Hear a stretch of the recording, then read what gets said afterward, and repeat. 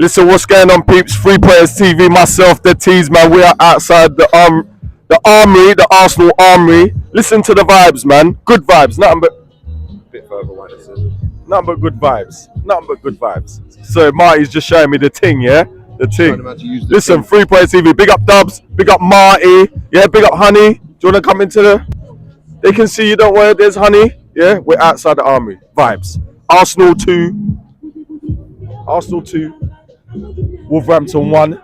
It's a bit shaky at the end, isn't it, Marty? Man, tell us about it, man. First 15 minutes. So, we first 15 minutes we blew them away. We started so well. I think 6 minutes up. First goal was in 6 minutes, and then the next one was about 5 minutes later, and we were, when we were cruising, you're thinking, here we go. It's another 6-0, or it's another 5-0, or it could be 7 or 8. Yeah, we thought it would be a Lons, didn't we? Yeah, but then we took it to half time. We took it to half time well, and it was solid. And then in the second half, after he'd made the substitutions, we did start looking a bit shaky. And at the end, they conceded. They got a goal. To be fair, it was a really well taken goal. I think we handed that goal to them. No, we were messing around with the ball at the back, and then the ball got played across. The player didn't even take a touch. He's lined it up, and he stuck it straight in the top bin. Ray couldn't do nothing about it. And it's 2-1, and then the game changes, and it's shaky. And you think, oh, here we go. But at the end, some really good game management, booting the ball out into Rose Ed, all of that sort of stuff. And, we held on and we got the win, which was really important, Do you think that Arsenal still need to learn to be like a ruthless side, like a Man City? Are we getting there, or I think we're definitely getting there, and I really like what we see. What we see. I mean, at the end of the day, 3 points is 3 points. We could have we would have liked to think we could put the foot on the gas and kill that team off, make it 3 by half time, and then come out, get another goal. But listen, you can't win every game. You've got to win some games ugly, and at the end it was a little bit ugly, but we got the 3 points, and that's what's important in this situation. And you can pick it apart and this and that. I think the ref was a bit harsh on us, and I think refs have been this season, and I think the level of refereeing, some of the decisions I saw were just. We even added a yellow card to one of the Arsenal coaches. Yeah, I know for what. And I was sat right by him, and I don't understand what that's for. I just think the refereeing, the standards of refereeing have got to be more consistent throughout this campaign. And I think a lot of it, not to be sort of, we've just seen quite a few decisions that have gone against Arsenal, which really, should they have? Yeah, and also Eddie Nketiah, the post came on. This is the other thing as well. So I'm glad you brought it up. So I think was it Trossard hit the post in the first half, and then Nketiah goes 1-on-1. You've got to stick that away. 1-on-1, he hits the post. Both of those goals go in. It's 4-1, and we're talking a completely different story. Or would they have even scored the goal? I don't know, but. That's the truth. I liked how he did bring on at the end. He brought on Kawar, he brought on Ben White, and he kind of shored things up. Yeah. And I noticed at the end we had a lot of defensive players. Declan Rice, I must say, has been absolutely phenomenal this season. He's just what a player. What a bargain! I'm gonna have to say it. I know. What a bargain! We robbed them. To be honest, we should have given him another 50 million. You would have thought it would take him a bit of time to sell him, but he's just slotted he's right. Unbelievable. He's similar to Trossard. You know what I mean? Unbelievable. And great signing. That how he runs around, he leaves it all on the pitch. He gives it everything. At the end, everything. Do you know what? We were last season or the season before. We're drawing that game or potentially losing that game. Absolutely. He is used to doing that at West Ham. He comes in, like at the end of the game, it was his head on it, it was his foot to it, and it was him that was clearing the ball out, and he's just in the right place at the right time. And he's just a class operator. I think he's brought so much and you haven't even noticed Thomas Partey hasn't played at all basically this season. Played at the beginning of the season, but we don't even notice him. We don't even miss him, which says a lot, because Thomas Partey on his game is without a doubt one of the best central TDMs in the league. And he is, but we haven't noticed him missing. So interesting. Yeah, great goal from both Saka and Odegaard. Really good goals. It's nice to see Odegaard come back into the side, because he hit a bit of very inconsistent form before.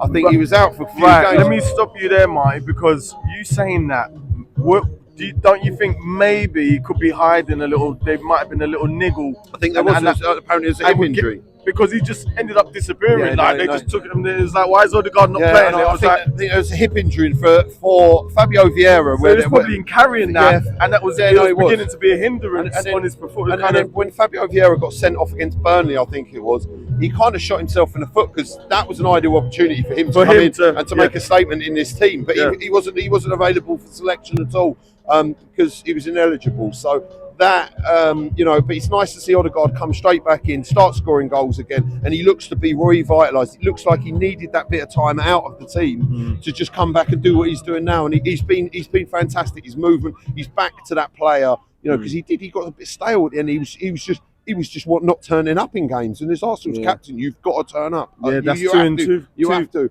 2 and 2 from there as well. 100%. So that's good. Yes, it's good. It's good stats. So it's interesting to see how he's doing, and it's nice to see that he's coming on and making a difference. Tomiyasu, he came off, but he's on the touchline. It seemed like he was speaking to one of the. He was doing it. Look, Tomiyasu last couple of games as well has been that player that we thought he was. Last season he wasn't that great, and pardon me. Bless you, mate.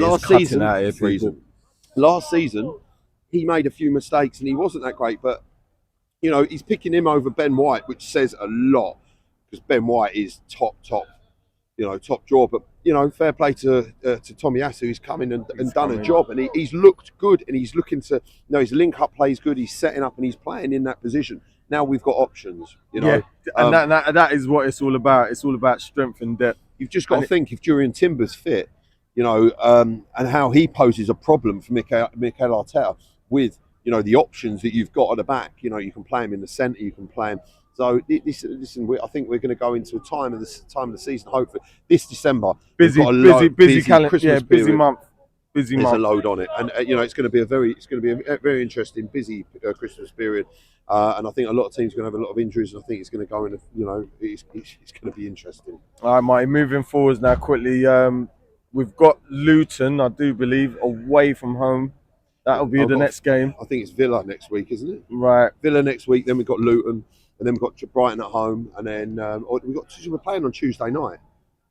Someone on Tuesday night, right. So I can't think.